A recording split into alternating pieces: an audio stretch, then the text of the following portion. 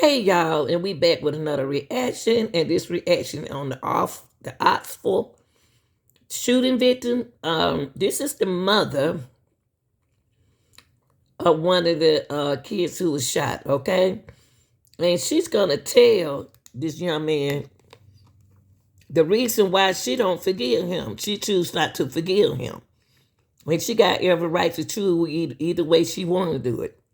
But she choose not to forgive him, and he was sentenced to life without eligible or parole. Okay.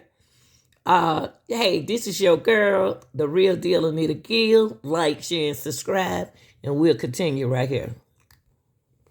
She is an old soul, wiser beyond her years. At only 17, she has taught me more than I could ever thank her for. Having her young myself, she made me the mother I am today. She gave me the courage to be stronger. A few key things about Madison was her laughter, contagious smile, intelligence, passion, kindness, fearless drive, and determination. She is the light when we need it most. When the world gets dark, she's the stars. That small beacon of light that is so far to see, but up close burns like wildfire. At times I catch myself missing these characteristics, worried that I might forget them, but then I realize she's here. Madison lives in all of us. Her legacy remains, her kindness continues, now and forever. She will always be the heartbeat of our family. On November 30th, 2021, is a day that has forever changed my life. It burns into my body like a cigarette burn. Enough to scar, but always a constant reminder. The day I found out that my daughter's life was taken. A life that was still so young and full of life. After that day, she became a statistic, a victim, a planned act of tragedy. How could my daughter be summarized in such intrusive manner? How could these now be her associations? I would like you to know that these accusations are false. I will not allow her name to be followed by the phrase Oxford shooting victim.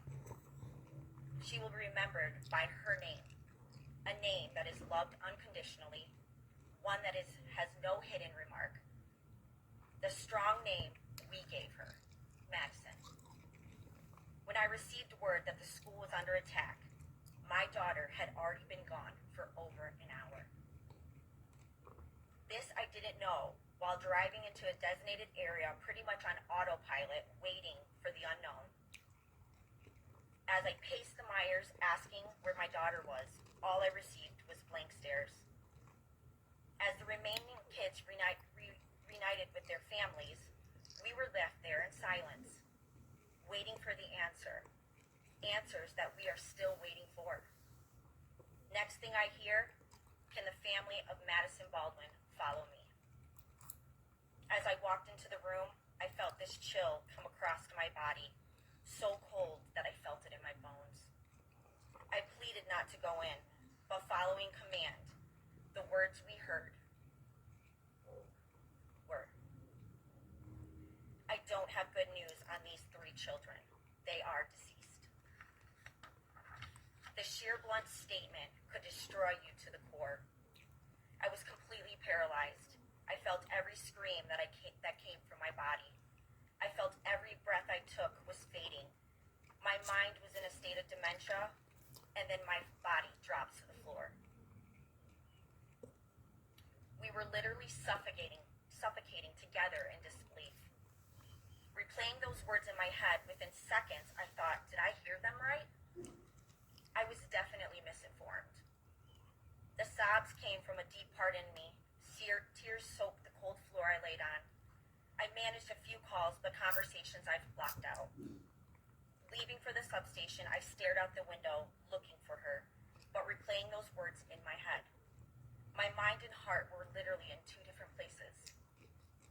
The rest of the night was excuse after excuse on why I I couldn't be taken to my daughter. I needed to see her. I needed to prove that the information was not meant for me. But all I was offered was a table the next day at the medical examiner's office to identify her. Getting back home felt like forever. I had to tell her 11-year-old sister at the time that her best friend was gone. Peyton's screams will forever haunt me. And when she asked me that simple question, why? As a mom, I didn't have the answer. The next morning, I was on my way to prove somebody wrong at the medical examiner's office. In my head, it wasn't going to be her. As I walked down the corridor, I entered into a room with a steel door and a small glass window. I couldn't move my feet. I couldn't get close enough to look. But when I remembered, I was there to prove somebody wrong. I looked through the glass. My scream should have shattered it. My daughter's lifeless body was laying on a cold metal gurney. I remember her hand laying out from underneath the sheet, and her fingernails were blue. Blood smeared in her hair, and they made sure I saw her from a side that was more acceptable for a grieving mother. That was not my daughter. Madison was far from lifeless.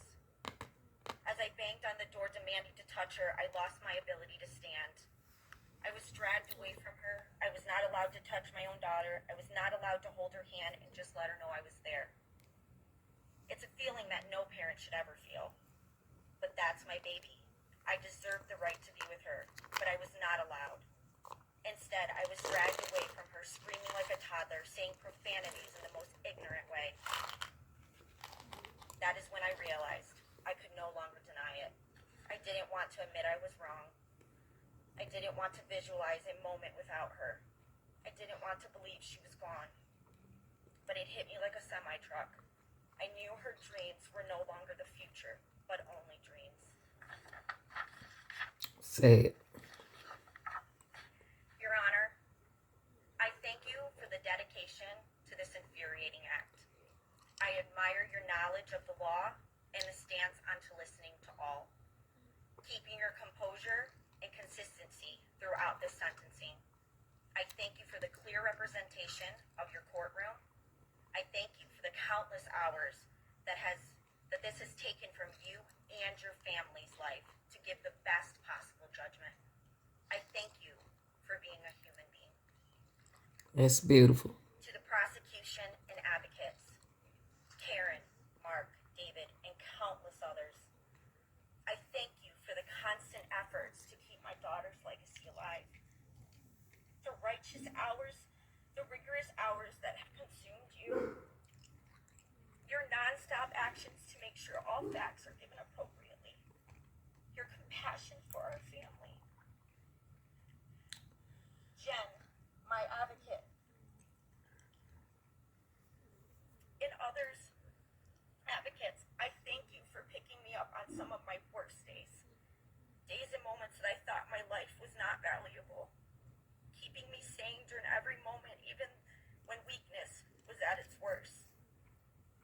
You all have remembered my daughter and kept her spirit alive in the most prestigious manner. Thank you for taking away from your life to get justice for her life.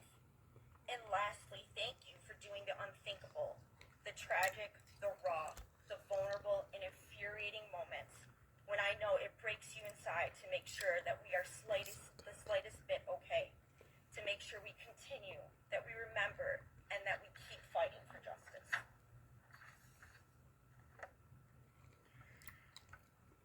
To the waste that took my daughter's life, that name will never come out of my mouth.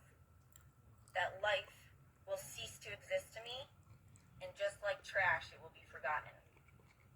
So while the attention that he has been seeking for this horrendous crime, you will get no reaction from me. But again, this is the life he chose. If he really wanted to make a different outcome, he wouldn't continue to make the excuses he does now. The suffering will come when he least expects it. The regret will consume you as you sit alone with the only voice only voices in your head. Guilt would eat away at your soul. This might not happen tomorrow, next year, or 10 years, but it will happen. As you get older, you will realize the path you've chosen, and it will haunt you. Just like the idol that you admire so much, both of you forgotten in the system. And when these emotions flood into your body like you're bleeding out, no one will be there to save you. No one will forgive you. Your hand will no longer be held as you claim insanity. Your outburst for attention will go unnoticed.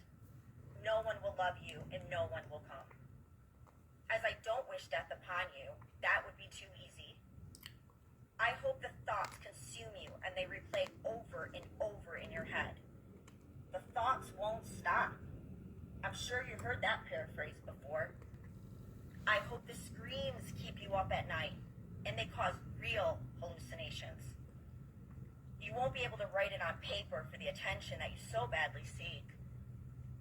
Those four walls become your home, suffocating in guilt. It will come, I promise you. I'm happy you decided not to be a coward that day and take your own life. I'd much rather you stick around to see what the life you have chosen for. What suffering really feels like, and that your significance is not above anyone else. I truly feel sorry for you that you thought this would be a better life choice.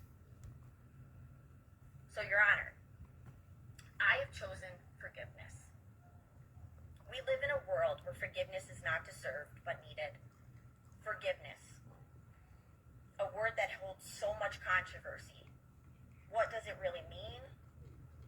To me, forgiveness is an encouragement. It encourages me to forgive the things that are out of my control. I have chosen to forgive. I have chosen to forgive for myself. In some that might seem weak or giving in, it's my new journey with Madison, because honestly, that is who she was and that is what she would have done. I no longer carry that burden. It does not define me, it does not define her, or it does not define our family. I forgive myself for the grief that at times felt like multiple stab wounds, but managed to survive. I forgive myself for the weak moments of fear